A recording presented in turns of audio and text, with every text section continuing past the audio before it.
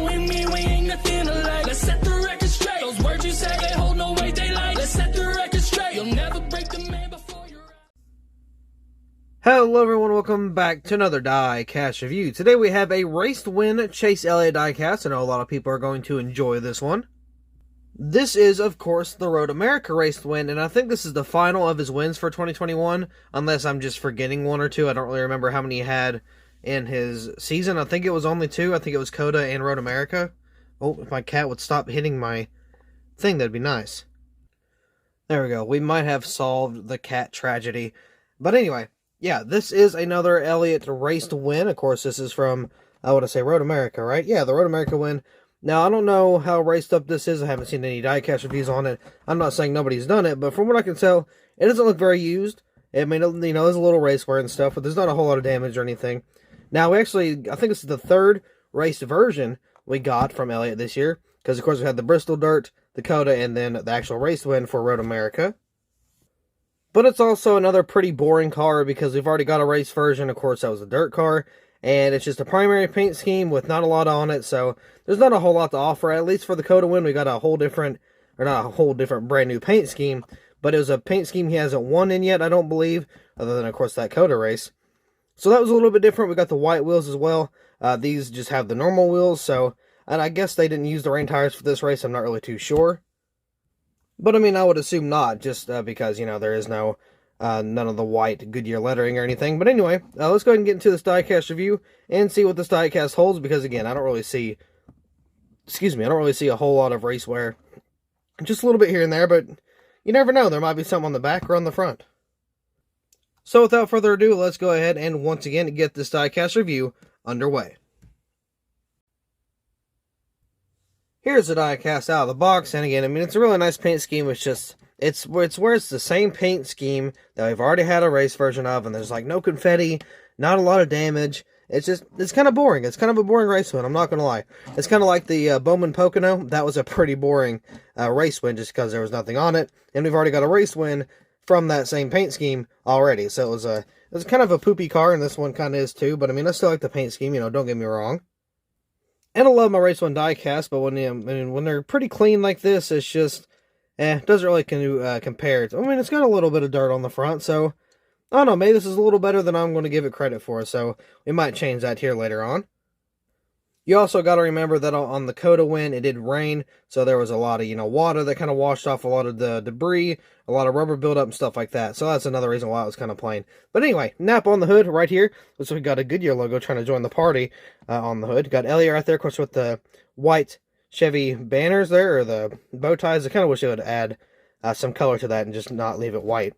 Got the number 9 right there. Got the little, I can't tell what that one is, but there's Napa, and I don't really know what that one is on the front there, but that's a little where the camera sits. I got the number 9 right there, Napa know-how on the back. A little bit of decal error, not a whole lot, but there's some there. So, I mean, that is a little unfortunate. Got Elliott right there on the rear name banner. Got Napa Auto Parts on the deck lid. Got a black spoiler, of course. Got the Napa Auto Care Camaro ZL1 10E. Got the tail lights. Looks like we got a little bit of, is that like, it's hard to tell what they're doing there. Because you can see it's like a dark purple on that bottom. That's very interesting. That really is. I don't really, because it's on the side here where there's damage, and then there's over here too, and it's along that bottom bumper. So I think that's some type of like damage effect, maybe. I don't know. I'm going to have to look at some reference pictures.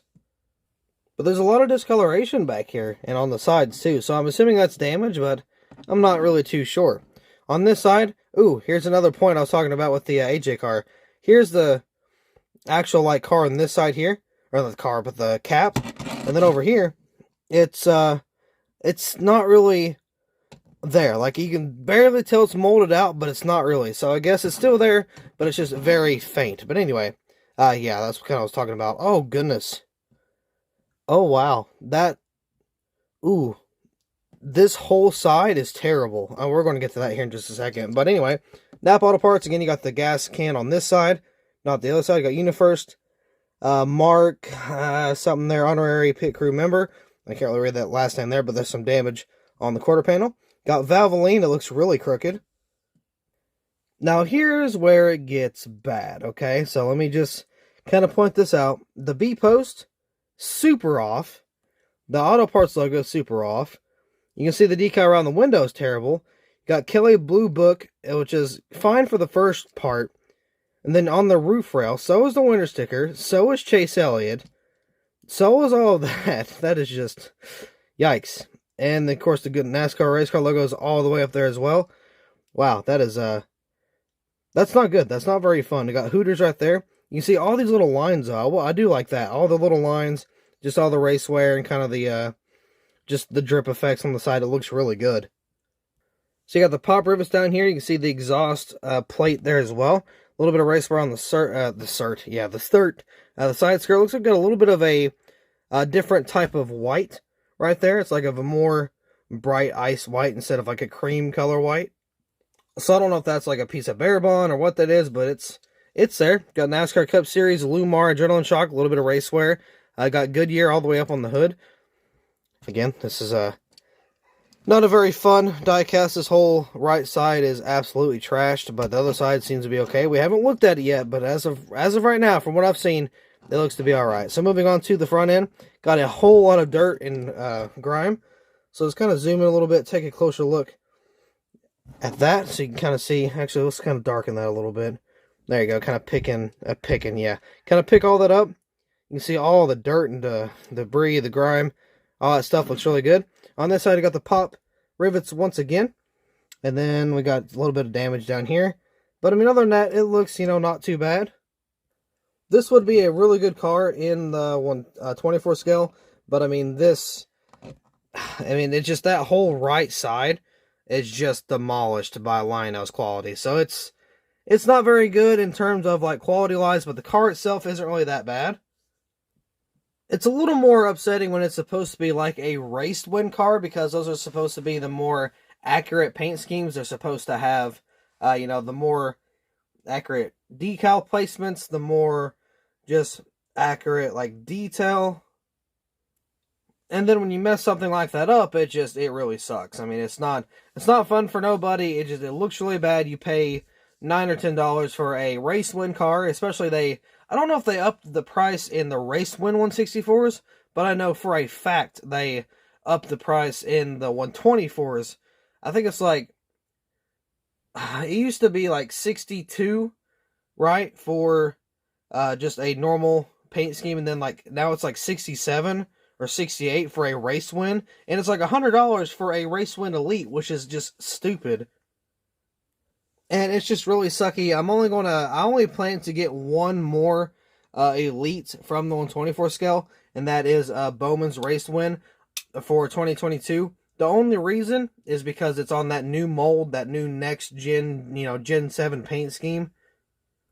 Just that body type. So, I mean, I'm going to get the elite to see how it is, but I mean, if it's not worthy, which I don't think it will be, then I'm definitely not going to be picking any up.